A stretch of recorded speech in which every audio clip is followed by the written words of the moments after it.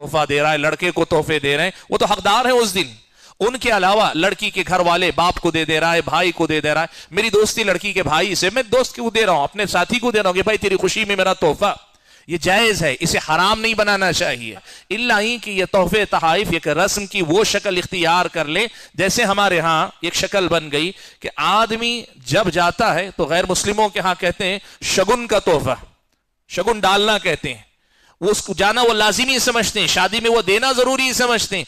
जब ऐसी कोई शक्ल, और हमारे पास एक शक्ल थी, पता नहीं आप लोगों में से कितने लोगों ने देखा, याद है या अभी भी होता होगा, निकाह जैसे ही खत्म होता ना तो एक साहब माइक लेकर खड़े हो जाते और आधे घंटे एक घंटे तक ऐलान होता, फलां साहब की तरफ से दुल्हन को इतने 1000 रुपये, इतने 100 रुपये का तोहफा, एक बंद लिफाफा, एक फलां साहब की तरफ से दुल्हे को इतना, एक लड़की के घर वाला, एक लड़के के घर वाला तोहफे वसूल करने के लिए खड़ा रहता। ये ऐलान कर करके पूरी लंबी निकाह के बाद घंटा भर ऐलान होते थे, लड़की को तोहफा, लड़की के बाप को तोहफा, लड़की के भाई को तोहफा, लड़के को तोहफा, लड़की के वालिद को तोहफा, लड़की की वालिदा को तोहफा। एक रस्म, एक शक्ल बन गई थी।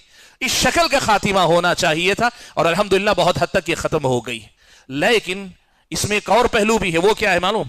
लोग ये बात समझने लगते हैं कि मैं अगर आपकी शादी में आ रहा हूं और आकर अगर तोहफा दे रहा हूं तो ये जरूरी है कि जब मेरे घर की कोई तकरीब हो, मेरे घर में कोई शादी हो, कोई मुनासबत हो, तो आप भी लाजिमन तोहफा दें। और हद तो यह है कि हिसाब रख कर देते हैं, उसने कितना दिया था मैं उतना देता हूं।